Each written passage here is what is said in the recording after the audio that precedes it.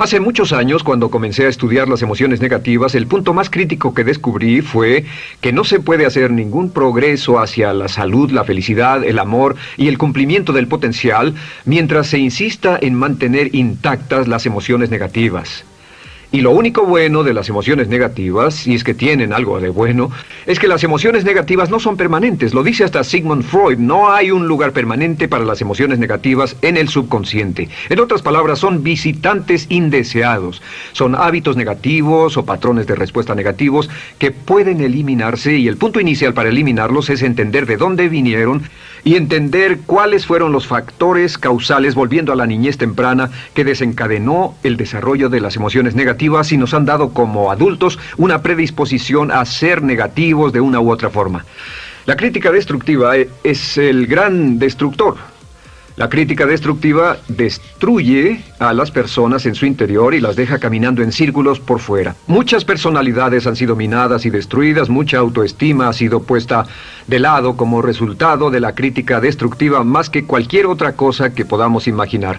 La crítica destructiva es el gran asesino. Ahora, muchos de nosotros como adultos aún estamos viviendo en base a la información negativa que recibimos cuando éramos niños. Y después como adultos, ¿qué decimos? Pues decimos así es como soy, o siempre he sido así, o algunas personas dirán, pues es de familia, tu padre era así, los hijos son así, tu madre era así, etc. ¿De dónde viene?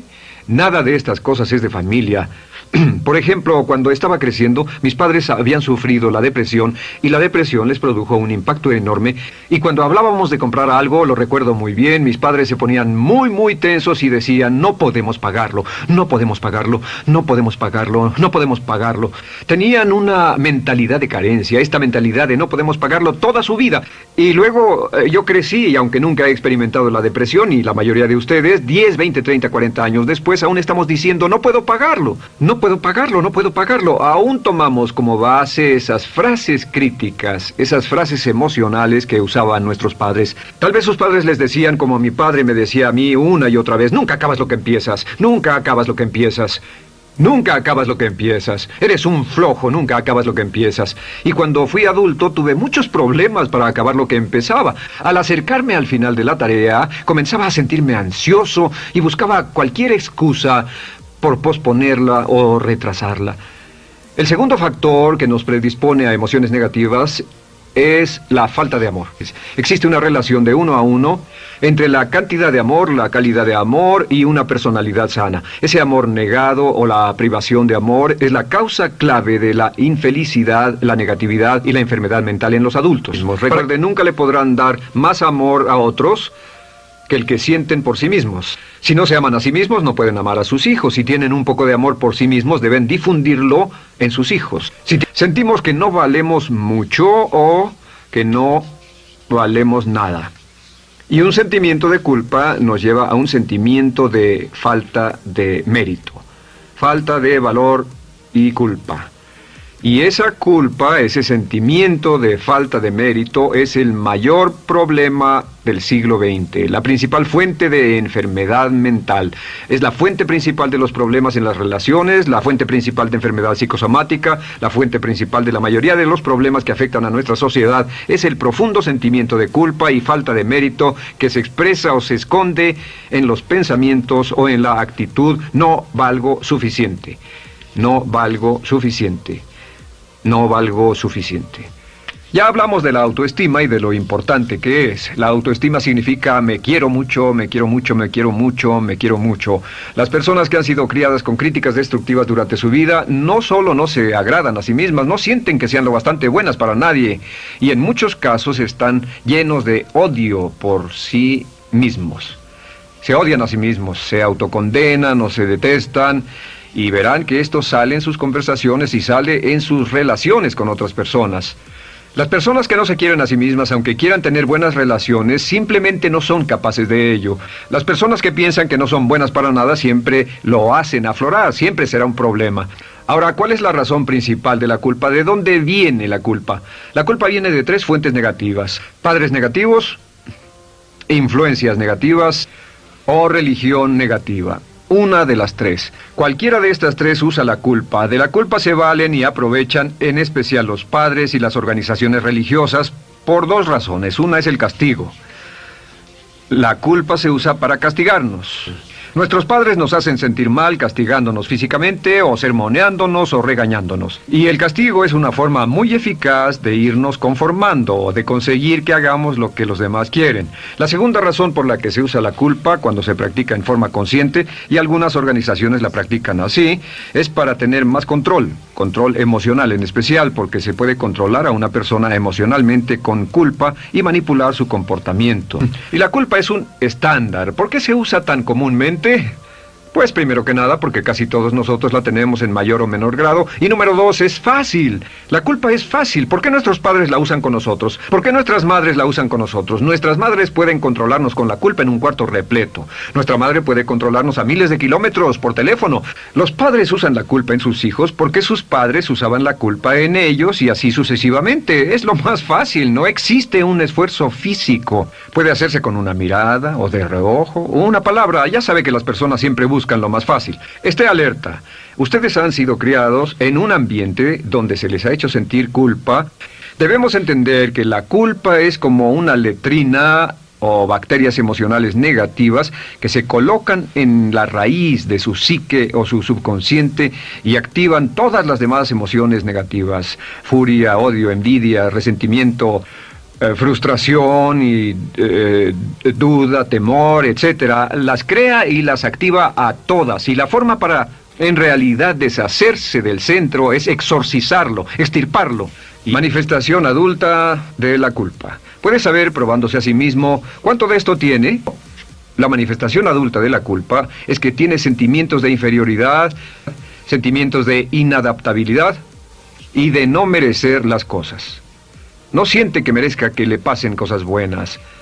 Si una persona ha sido criada con crítica destructiva y se le hace sentir culpa, entonces cuando logra éxito, aún con un tremendo esfuerzo, tiene una tendencia terrible de sentir que no se lo merece. A esto se le llama, por cierto, temor al éxito. El temor al éxito es solo otra forma de decir que la persona que ha estado condicionada a pensar de sí misma como poco valiosa o no lo bastante buena, se siente muy incómoda cuando experimenta el éxito. Se siente muy tensa y a disgusto. Realmente, si sienten demasiada tensión, comienzan a aspirar cocaína, a beber demasiado alcohol, se enredarán en comportamientos autodestructivos, tendrán una sensación tremenda de ansiedad, como si alguien fuera a descubrir algo de ellos. Hay un libro en la librería que dice: si me está yendo tan bien, ¿por qué me siento como un impostor? Tienen el llamado síndrome del impostor. ¿Alguna vez ha tenido éxito en algo y la gente ha ido a usted a decirle: vaya, hiciste un excelente trabajo, o eso es maravilloso, aunque haya sido muy duro para usted, y sintió que los demás iban a descubrir, siente como que, es decir, que iban a descubrir que realmente no es bueno, que solo fue un fraude, solo un accidente, y por supuesto es lo que dice: fue coincidencia, fue un accidente, la verdad, no sé ni cómo lo hice. Hacen todo lo posible por huir de ese sentimiento de inferioridad y de no merecer las cosas. Estén muy alertas. Hay una línea de un gran poeta que dice: aquellos a quienes se les hace mal, hacen mal a su vez. Siempre dicen el equivalente de no valgo suficiente o no soy muy bueno, y se castigan a sí mismos. Y la crítica destructiva es un síntoma real de un sentimiento escondido de culpa e insuficiencia. Las personas pueden jalar sus cordones de culpa en forma muy simple. Realmente vemos que existen dos tipos de personas en el mundo: los lanzadores de culpa y los receptores de culpa. Invariablemente, estas personas se atraen mutuamente. Y por supuesto, el lanzador de culpa es la persona que se identifica con el padre que lanzó la culpa, y el receptor es la persona que se identifica con el que atrapó la culpa. Pero los lanzadores y los receptores de culpa se unen, se equilibran perfectamente, se establecen y forman una nueva generación de lanzadores y receptores de culpa. Podemos decir que usted es fácilmente manipulado por la culpa porque ha estado muy bien condicionado. Su jefe puede tirar de su cordón de culpa, una persona en un autobús puede tirar de su cordón de culpa, una sobrecargo puede tirar de su cordón de culpa. Esté muy alerta a esto. Usa la culpa y culpa a otro generosamente. ¿Por qué? Pues si ha funcionado en usted, la hará funcionar en ellos. Le parecerá que es un intercambio, un trato muy justo. Usa la culpa y la culpabilidad y se convierte en la base de sus relaciones con los demás. Cuando algo sale mal, les echa la culpa a ellos. Algo sale mal, culpa a alguien más. En cuanto hay un problema, busca a quién culpar. Nuestra tendencia natural cuando algo sale mal es buscar a alguien o algo a quien culpar, en especial si nos criaron con una culpa continua. Y la quinta manifestación es lo que llamamos lenguaje víctima. El lenguaje víctima es lenguaje como no puedo, no puedo, no puedo. Cuando dice no puedo, no puedo, no puedo, envía un mensaje a su mente subconsciente y la mente subconsciente comprende que está inhabilitado, que no tiene control, que es una víctima. Y cuando desea poder hacer algo, su mente subconsciente retroalimenta su mensaje y dice no puedes, no puedes. Y lo segundo que dice es tengo que, y otra vez no tengo control, no estoy a cargo. Pero existe otra expresión del lenguaje víctima que debemos evitar, y es esta: trataré. Trataré, sea lo que sea, trataré. ¿Qué significan las palabras trataré?